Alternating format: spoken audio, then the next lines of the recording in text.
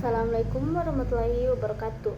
Perkenalkan, nama saya Widya Walia. Saya dari jurusan Pendidikan Geografi angkatan 2024 dengan NIM A1P1241108.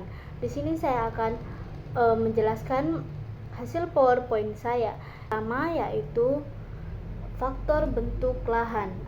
Faktor bentuk lahan terbagi menjadi beberapa bagian, yaitu proses geologi, kondisi iklim, jenis batuan, faktor biologis, dan waktu, di mana proses geologi ini terbagi lagi menjadi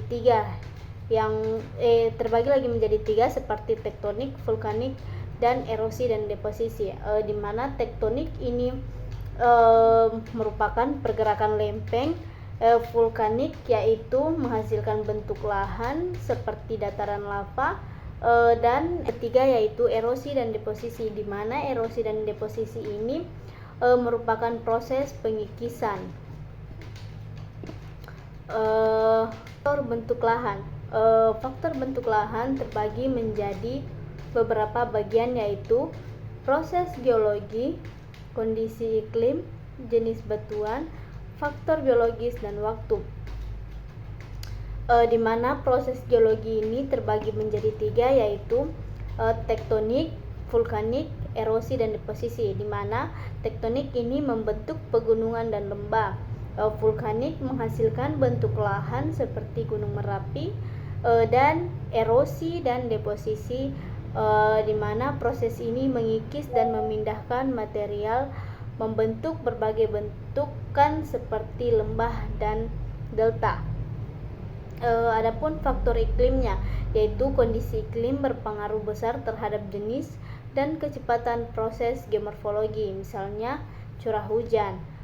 Suhu, yang kedua ini suhu, di mana variasi suhu mempengaruhi pelapukan batuan yang pada gilirannya mempengaruhi bentuk lahan. Genetik bentuk lahan. Jenis-jenis bentuk lahan berdasarkan genetik. Yang pertama itu bentuk lahan asal struktural, yang kedua bentuk lahan asal vulkanik, yang ketiga bentuk lahan asal denudasional, yang keempat yaitu bentuk lahan asal fluvial, yang kelima yaitu bentuk lahan asal marin, yang keenam yaitu bentuk lahan asal glasial, dan yang ketujuh yaitu bentuk lahan asal angin, dan yang kedelapan yaitu bentuk lahan asal karst. Di mana faktor yang mempengaruhi erosi yaitu iklim, topografi, vegetasi, karakteristik tanah, aktivitas manusia, dan faktor angin. Adapun gerakan massanya, gerakan massa merupakan proses perpindahan material penyusun lereng seperti tanah, batu, atau campuran keduanya yang bergerak ke arah bawah akibat gravitasi bumi. Gerakan massa merupakan salah satu proses geomorfologi yang penting dalam evolusi bentang lahan. Adapun gerakan massa berdasarkan kecepatan dan kondisi tanah. Gerakan massa cepat yaitu longsor, di mana kondisi tanah yang mempengaruhi yaitu kelembapan tanah, dan aliran lumpur, kondisi tanahnya yang mempengaruhi yaitu struktur tanah. Gerakan massa cepat jatuhan batuan yang mempengaruhi yaitu kemiringan lereng. Gerakan massa lambat rayapan tanah, kondisi tanah yang mempengaruhi yaitu kandungan air. Slam yaitu kondisi tanah yang mempengaruhi tekstur tanah dan vegetasi. Struktur arsitektur permukaan bumi, lapisan bumi, inti, mantel, dan kerak.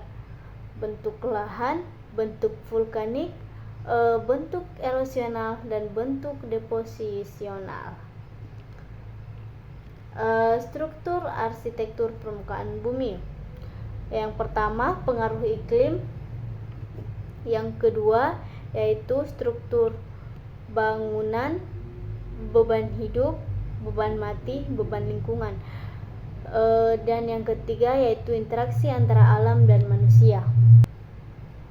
Pada slide selanjutnya yaitu wujud sesar dalam peta. Yang pertama yaitu garis patah, yang kedua legends and symbol, yang ketiga warna dan pola, dan yang keempat yaitu informasi tambahan. Di mana wujud sesar dalam lapangan yaitu retakan dan patahan tanah, yang kedua perubahan morfologi, yang ketiga material geologis, dan yang keempat yaitu vegetasi dan tanaman. Adapun stratigrafinya yaitu stratigrafi adalah cabang ilmu geologi yang mempelajari tentang bentuk, susunan, distribusi geografi, rangkaian kronologis, klasifikasi, korelasi, dan hubungan dan lapisan batuan, khususnya sedimen. Ilmu ini utamanya mempelajari batuan sedimen, batuan beku, vulkanik, atau batuan metamorf yang terbentuk dari bahan ekstrusif. Adapun cabang stratigrafinya yaitu cabang ilmu stratigrafi yaitu pertama litostratigrafi, yang kedua biostratigrafi, dan yang ketiga yaitu kronostratigrafi, dan yang ketiga yaitu kronostratigrafi. Adapun penampakan stratigrafi di lapangan. Yang pertama observasi lapangan, yang kedua data litologi, dan yang ketiga fosil dan struktur sedimen. Di mana observasi lapangan ini terbagi menjadi dua, yaitu singkapan batuan dan peta geologi. Data litologi ini juga terbagi menjadi dua, yaitu jenis batuan dan ketebalan lapisan. Adapun fosil dan struktur sedimen ini juga terbagi menjadi dua, yaitu kandungan fosil dan struktur sedimen. Korelasi antar lapisan, perbandingan litologi, analisis stratigrafi regional, dan teknik pengukuran penampangan stratigrafi. Skala waktu geologi. Yang pertama eon atau kurun, yang kedua era atau masa, yang ketiga periode atau zaman, yang keempat kala atau epoch, dan subkala atau age.